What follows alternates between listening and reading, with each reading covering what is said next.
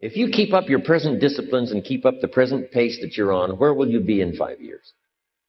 Boy, it's easy to say, hey, I haven't really thought about that. So now make this note. In 5 years, here's the probability. You will either arrive at a well-designed destination or an undesigned destination. Well-designed or undesigned. And I promise you, 5 years from now, you really don't want to arrive at an undesigned destination.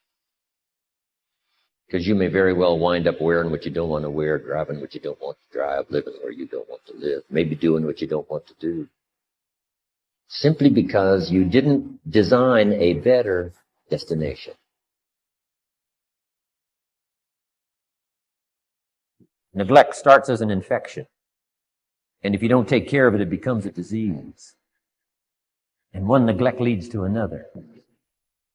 And the worst of all, when neglect starts, it diminishes our self-worth, our self-confidence, our self-value. You say, well, how can I get back my self-respect? I'm telling you, you don't have to go to 29 classes. All you have to do is start the smallest discipline that now corresponds to your own philosophy, like I should, and I could, and I will. No longer will I let neglect stack up on me so that I will have the sorry scenario 6 years from now, giving some excuse instead of celebrating my progress. That's the key to discipline. Okay? Self-reliance is basically counting on yourself, taking responsibility for whatever happens to you, knowing that you have consciously made the decisions that are now affecting you, knowing that what is happening now, today, is the direct result of your activity, what you did yesterday. Now, being self-reliant doesn't mean you can't work with others or trust others. Self-reliance means counting on yourself, trusting yourself, being confident with yourself, being responsible to yourself, trusting your own instincts, trusting the conclusions that you have developed from your study of experiences and philosophies, taking the credit that is due you, learning from the mistakes that you have made, being self-reliant. Self-confidence also comes from the ability to rise above your circumstances, to rise above what happens, the petty little things, the discouraging things that would sink everyone else's ship except yours, that would cause someone else to quit early in the day, but you keep going. That kind of willingness to overcome all circumstances, whether it's the little challenges or the big challenges. If you're willing to do that, I promise you, this kind of power will work for you, and in you, the variable, it'll make a difference. Turning wisdom from your philosophy and inspiration, the strengthening of attitude, faith, courage, commitment, all this stuff that comes from attitude. If you're willing to take these two quality, philosophy and attitude, and invest it into activity, you can have a miracle. Here is one powerful way to change and grow. Cultivate your self-reliance. Take responsibility for your own life. Take responsibility for whatever happens to you. Know that you have consciously made the decisions that are now affecting you. Know that what is happening now, today, is the direct result of what you did yesterday. Being self-reliant doesn't mean that you can't work with or trust others. In fact, it can make you a much more valuable teammate, partner, friend. Self-reliance means counting on yourself, trusting yourself, being responsible to yourself, trusting your own instincts, trusting the conclusions that you have developed from your study of experiences and philosophies, taking the credit that is due you, learning from the mistakes that you have made, and then passing that value on to others. Adult psychologists give an example of being self-reliant. They say that you're responsible for getting caught in the rain. They say that by deciding not to carry an umbrella every day, you have made the decision to endure an occasional drenching. Translation: by not being prepared, you make the choice of getting caught in some of life's unpleasant circumstances, be they rain, failures, economic losses, relationship losses, professional losses, or personal losses.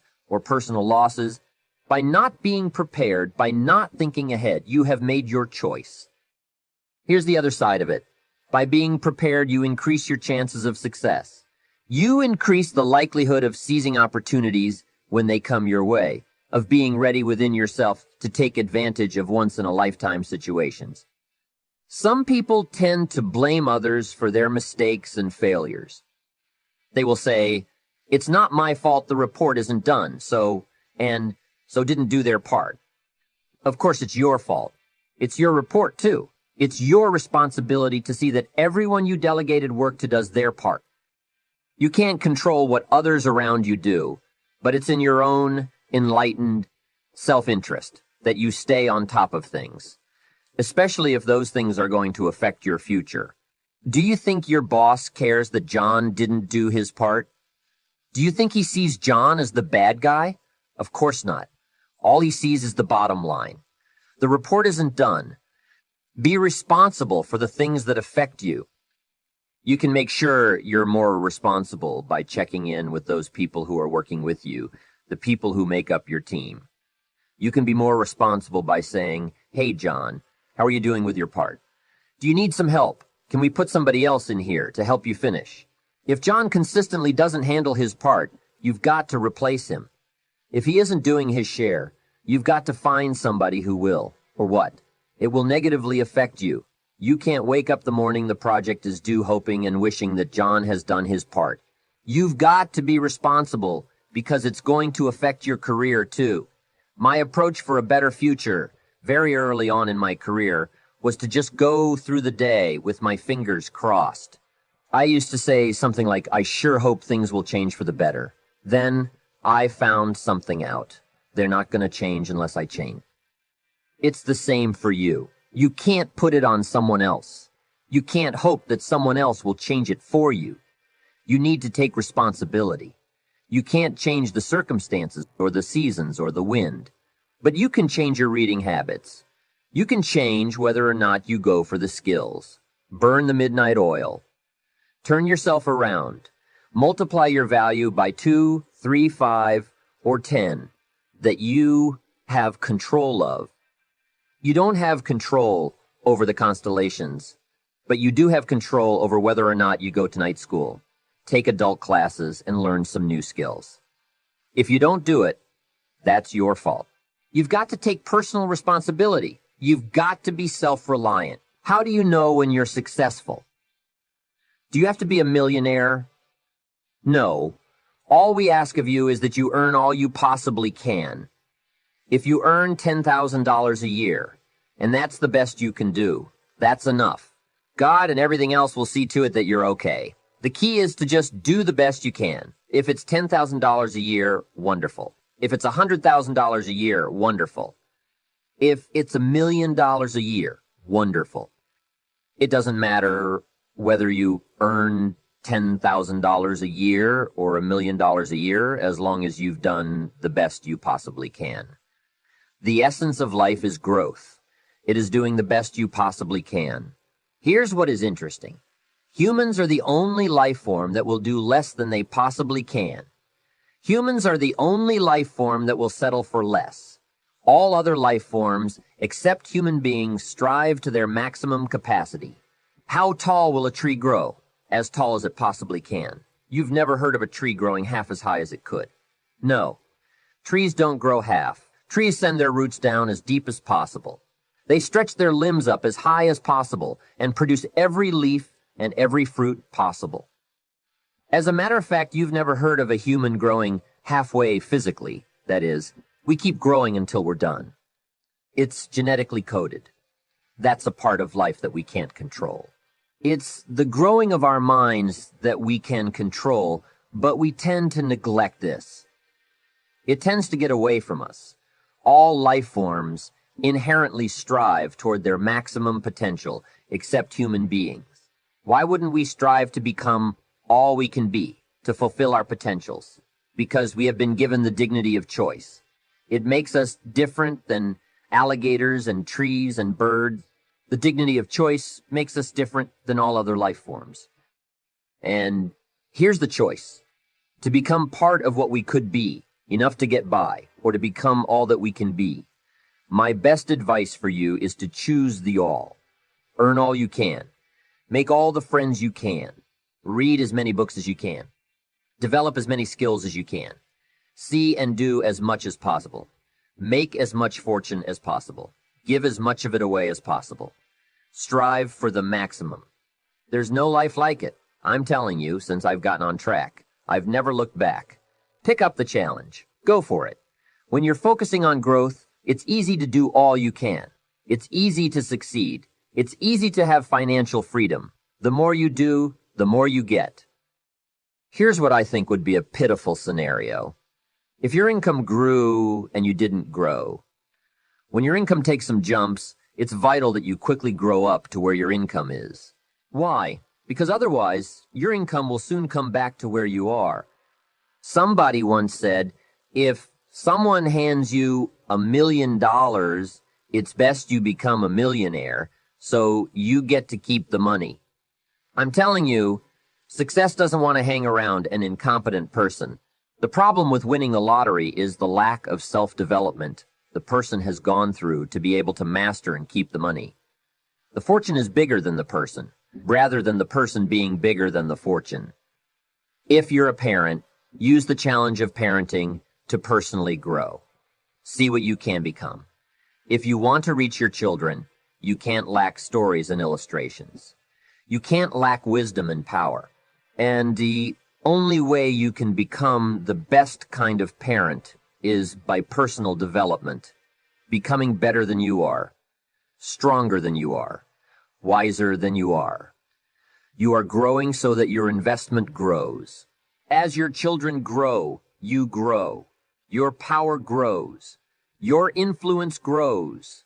Your wisdom grows. Your command of the language grows. You see, that's what is challenging, to be involved in a situation that makes you grow. If that situation is success, keep growing to be bigger than your fortune. If that situation is failure, keep growing until you're bigger than the problem.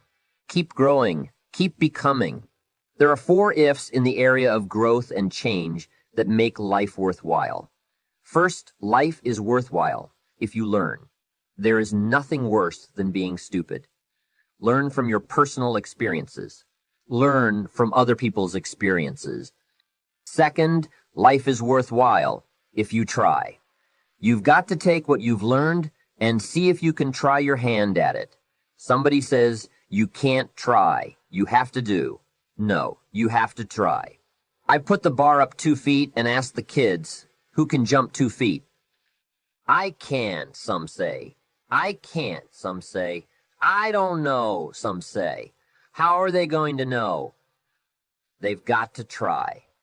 Just back off and run at it. What if they knock the bar down? Does that mean they can't jump 2 feet? No, they have to try it again another way. Maybe they need to start lower and build up to that height. When the record book on you is finished, let it show your wins and your losses. But don't let the record show that you didn't try. Third, life is worthwhile if you stay. You've got to learn to stay. You don't have to stay forever, just until you see it through. A guy builds a foundation. Then he wanders off somewhere and builds another foundation. He's got these foundations scattered all across the country. No walls, no roofs, just a bunch of foundations. That's not a good reputation to develop for yourself. Stay until it's over. Fourth, life is worthwhile if you care. Caring is a unique human experience that is vital, powerful, all-encompassing, and far-reaching. If you care at all, you'll get some results. If you care enough, you can get magnificent results. To lead a life worth living, you've got to learn. You've got to try. You've got to stay. And you've got to care. Remember the 4 ifs, and you'll be on your way to building a life worth living.